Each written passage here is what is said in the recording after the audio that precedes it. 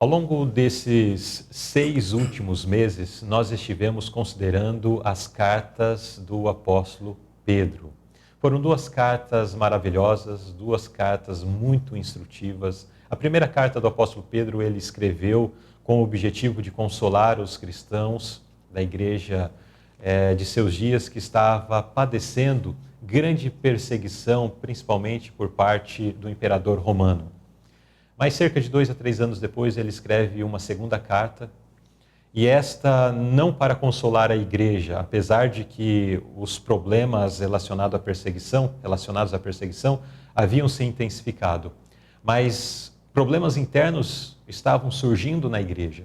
E Pedro agora ele escreve procurando exortar a igreja, principalmente contra falsos mestres, conforme nós vimos ao longo desse trimestre, lições que abordaram acerca disso. Também Pedro exortou a igreja de seu tempo para que pudessem se firmar em relação à autoridade da palavra de Deus, a primazia da fé em Cristo e também a certeza da volta de Jesus. Inclusive sobre a volta de Jesus, na lição, há 2 lições atrás, na lição de número 11, nós estivemos considerando sobre esse tema. Pedro fala sobre a volta de Jesus. Pedro, ele nos convida a nos prepararmos para esse grandioso dia. E nessa lição, a lição de número 13, nós iremos continuar refletindo sobre isto e através do convite que a palavra de Deus nos traz, sobre a necessidade de nós perseverarmos até o fim. O verso áureo dessa lição se encontra na segunda carta de Pedro, capítulo 13, verso 17 e 18. Vós, portanto, amados, sabendo isto de antemão, guardai-vos de que, pelo engano dos homens abomináveis, sejais juntamente arrebatados e descaiais de vossa firmeza. Antes, crescei na graça e conhecimento de nosso Senhor e Salvador Jesus Cristo.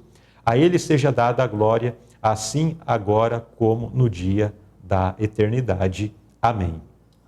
E o pensamento da inspiração: aqueles que escolhem renunciar a uma parte da verdade não podem experimentar a santificação bíblica.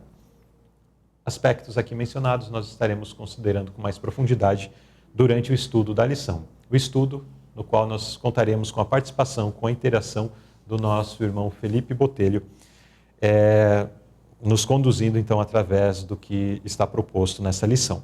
O primeiro tópico tem por título: Acelerando o passo de modo proativo. Irmão Felipe, em vista do fogo final, o que somos chamados a fazer? Bem, aqui o apóstolo nos diz que devemos apressar a vinda do dia de Deus. E isso mostra que nós precisamos agir, nós precisamos buscar estar em atividade na pregação do Evangelho.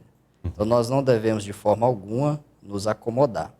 Eu achei interessante essa palavra aqui do início do tema desse primeiro tópico, que fala que devemos acelerar de modo proativo.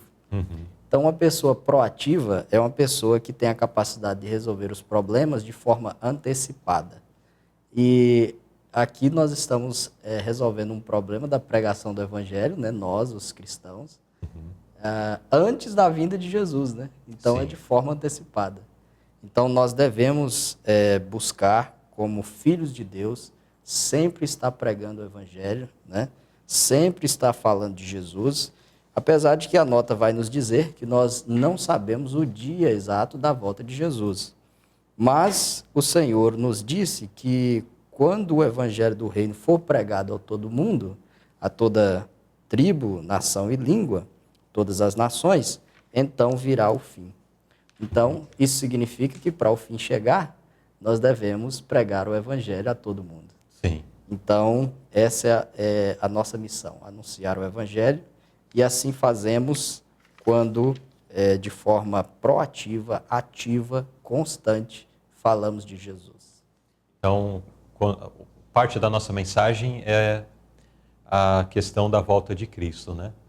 Mas esperar a volta de Cristo não é como quando esperamos um ônibus, não é como quando esperamos o trem, que o trem vai chegar naquele momento, eu fico sentado aqui, aguardando, o trem chega, levanto, entro dentro dele e sigo viagem. No caso da volta de Cristo, existe uma obra, aqui enfoca principalmente esta obra, né? Mas a nota ela faz menção até de uma outra obra que precisa ser feita enquanto aguardamos. É uma obra dentro de nós e uma obra a partir de nós.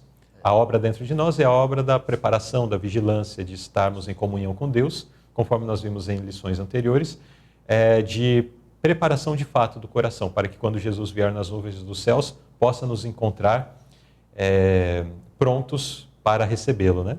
Agora a obra através de nós, essa obra que o irmão Felipe está mencionando, isso, que é a obra de estarmos trabalhando. Então Jesus vem, não vai nos encontrar de braços cruzados, mas ao Jesus vir, nos encontrará trabalhando, nos encontrará empenhados em levar outras pessoas à salvação. É claro que no momento ou nos tempos que antecedem a volta de Cristo, nós conhecemos o quadro profético, não haverá mais esse trabalho, né? Isso. Porque quando a porta da graça se fechar, e após esse período existe aí um certo período de tempo, não exatamente definido, Deus o sabe, mas nós não sabemos exatamente quanto tempo, onde acontecerão as 7 últimas pragas. O povo de Deus passará por um período de angústia, enfim, e finalmente Jesus vem.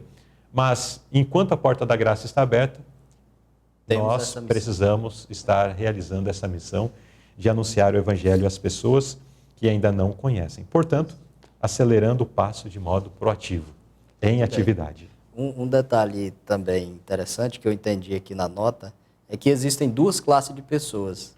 Tem as que estão apenas esperando, como você falou, né? Igual lá no ponto do ônibus, né? Só Sim. sentado, esperando, né? Sim.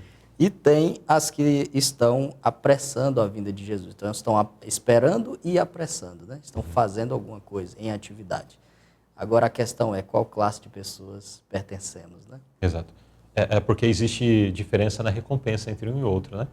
Porque aquele que só está esperando vai esperar, esperar, esperar e não vai alcançar. Para alcançarmos a recompensa que nos é prometida, nós precisamos esperar em atividade.